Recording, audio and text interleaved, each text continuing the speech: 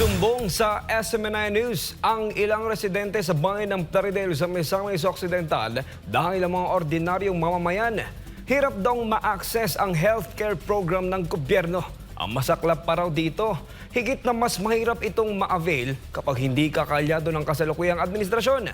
Kasabay niyan, hinamon din ng mga kandidato sa naturang probinsya ang COMELEC na imbestigahan ang talamak na vote buying sa kanilang lugar. Narito ang balita ni Almar Forzuelo, live. Almar, magandang gabi.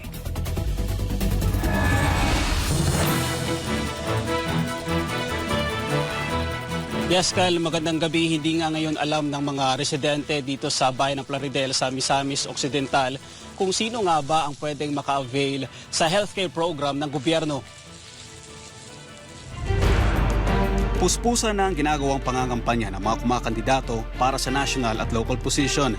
Ilang araw na lang kasi, gaganapin na ang 2025 midterm elections ngayong darating na Mayo 12. Sa nakalipas na mga linggo, nasaksihan ng mga Pilipino ang iba't ibang estilo ng pangangampanya ng mga politiko. May mga kumakanta, sumasayaw at maging ang pamimigay ng ayuda. Kung ano-anong panunuyo ginagawa ng mga kandidato upang makuha lang ang boto ng mga Pilipino. Pero dito sa lalawigan ng Misamis Occidental, imbis na suyuin, tila pananakot at ipinapamukha sa mga tao kung gaano sila kahirap at walang kapangyarihan. Ikinwento ni Aling Ruelda sa SMNI News ang kanilang masaklap na karanasan magmula nang ma-admit ito sa Calamba District Hospital, isang public at government hospital. Ayon sa kanya, dapat noong araw ng Sabado nakalabas na sila ng kanyang anak sa ospital dahil wala na silang babayaran na bill sa ospital dahil sa kanyang PhilHealth. Sa katunayan, binigyan sila ng mga papel mula sa Calamba District Hospital na nagpapatunay na bayad na lahat ng bill sa ospital. Patunay rito ang nakalagay na NBB o No Balance Bill. Ngunit hanggang ngayon, hindi pa nakakalabas ng ospital si Ruelda at ang kanyang bagong silang na anak dahil maa-avail lang pala nila ang no balance bill kung pupunta sila sa municipal mayor, provincial governor at sa congressman para maaprubahan ang sanay benepisyo ng gobyerno para sa mga mahihirap. Kunwari, kung may asenso card ka, no billing. Kung wala kay asenso card, ini ang exist mo, babayaran. Walang libre, magbabayad ka kung wala kay endorsement. Para naman kay Joseph Sugabo, asawa ni Ruelda, malaking perwisyo para sa tulad nilang mahihirap ang ginagawang pamumulitika ng kasalukuyang administrasyon. Sige ka na semua eh. Ako, dito anak ko na, kwarta ko, nagiging kwarta. Sige balik-balik kaya, iklaw. Di kami sinila sa politika rin. Ang tinutukoy ni Manong Joseph at Aling Ruelda na Asenso Card ay ang membership card ng Asenso Pinoy Party List na hawak ng pamilyang Waminal. Kung matatandaan, ang Asenso Pinoy Party List ng mga Waminal ay kabilang sa bumoto na ma-impeach si Vice President Sara Duterte. Para kina Aling Ruelda at Manong Joseph, hindi na gobyernong makatao ang namamalakad sa Calamba District Hospital dahil pinipili lang ang nabibigyan ng benepisyo. Kapansin-pansin din ang mga naka-orange na empleyado sa loob ng ospital. Hindi mo na maaninag o malaman kung nurse o doktor pa ba ang iyong kausap. Dili, subok kayo kay... Sige.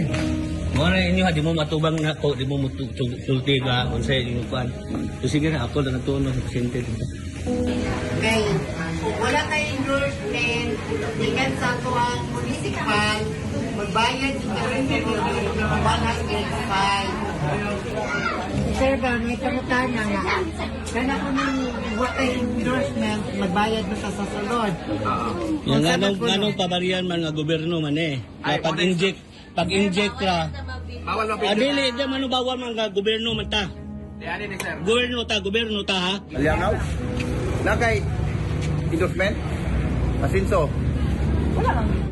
Samantala, kaugnay nito, kinumpirma naman ni dating congressman at ngayon mayoral candidate engineer Diego T na mga Waminal ang nasa likod ng pamimili ng mga taong bibigyan ng benepisyo gamit ang pondo ng taong bayan. The Asenso Pinoy card were distributed by Asenso Pinoy Party List, whose main nominee is the son of the governor of Misamis Occidental, the first nominee. So, we cannot avail the people of Misamis Occidental cannot avail of any provincial government services, particularly hospital, if you don't have the Asenso Pinoy or party list card.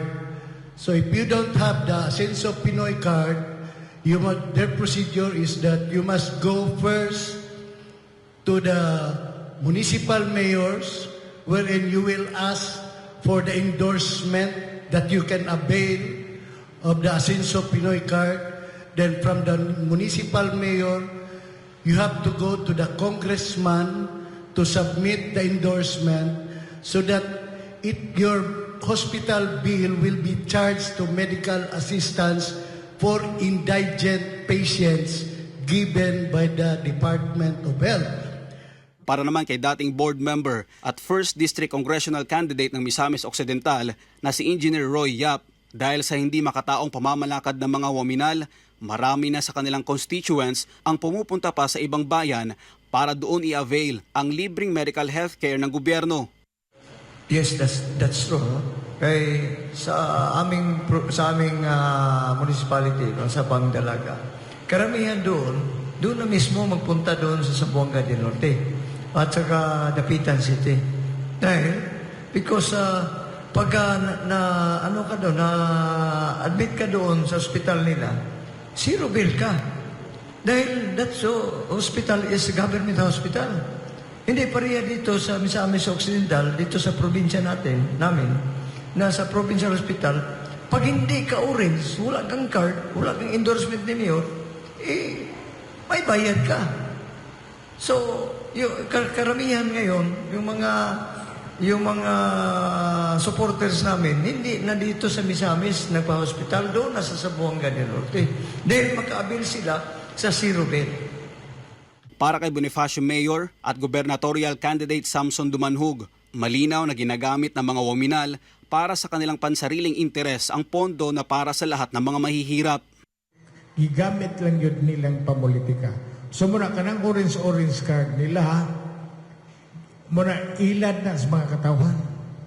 Ilang giilad ang mga tao, kaya aron mahadlok ang mga tao nga kinanglan. Mubutar yun nila once nga na orange card, kay hadlokon man nila nga dili sila madawaton sa ospital, dili sila kadawat sa ayuda, sa akap, o walay orange card. Tanan nila karong gihimo. Puros yun ni illegal, puros yun ni pang ilad yun sa mga katawhan. Ayon kay Engineer Diego T., matagal na silang nagsumbong sa mga concerned government agencies patungkol sa mga katiwalian sa probinsya ng Misamis Occidental, pero hanggang ngayon, wala silang natatanggap na aksyon mula sa pamahalaan. We already brought our concerns to the national government, even to Malacanang, Department of Health, DSWD, pero until now we have not received any feedback. So we need the SMNI support para marinig sa buong Pilipinas ang aming concern, kasi pinaabot na namin sa national government agencies concerned, pero wala pa rin nangyari.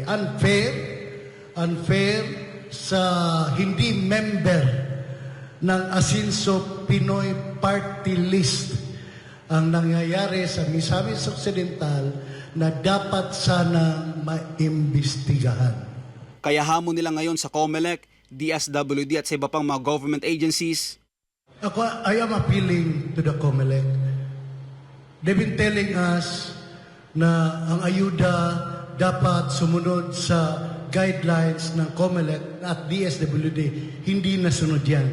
And then recently they had a decision sa INBAC ng COMELEC prohibiting membership cards like the Asenso Pinoy party list card. So I appeal to COMELEC, please come to Misamis Occidental, investigate the Misamis Occidental hospitals. People cannot avail of free hospitalization without the Asenso Pinoy party list card. So I am appealing to COMELEC, to DSWD, to Department of Health to please investigate the medical assistance and hospitalization of Misamis Occidental. Pinuntahan naman ng SMNI News Team ang Calamba District Hospital, Municipal Social Welfare and Development Office at ang COMELEC Plaridel para kunin ang kanilang panig hinggil sa nasabing issue, pero walang humarap sa kanila para sumagot. Tanong ngayon ng maraming Pilipino, lalo na dito sa Misamis Occidental, kung tunay nga na para sa mga mahihirap ang pamamahagi ng ayuda, bakit kailangan pang dumaan sa masalimuot na proseso ang mga ordinaryong mamamayan bago makakuha ng ayuda? At bakit nasa kamay ng mga politiko ang pera ng taong bayan? At bakit pinipili lang ng mga politiko ang mga taong gusto nilang bigyan ng ayuda?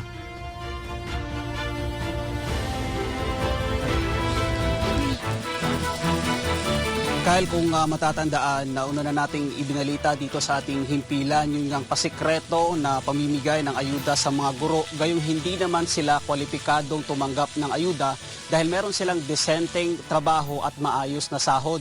3 sona na ang dumaan, Kyle, pero hanggang ngayon wala pa ring sagot or tikom pa rin ang bibig ni Pangulong Ferdinand Bongbong Marcos Jr. sa mga nangyayaring korupsyon sa bansa. Pero dito naman sa bayan ng Plaridel sa Misamis Occidental, patuloy na umaasa ang mga residente dito na tutugunan ng mga pangunahing ahensya ng gobyerno yung kanilang mga hinaing, lalong-lalo na sa korupsyon at vote buying para sa mas maayos at patas na halalan. Para sa Diyos sa Pilipinas kong mahal, balik sa inyo, Kyle. Alright, maraming salamat Almar Forzuelo sa impormasyong iyong nahihatid mula dyan sa Misamis Oriental.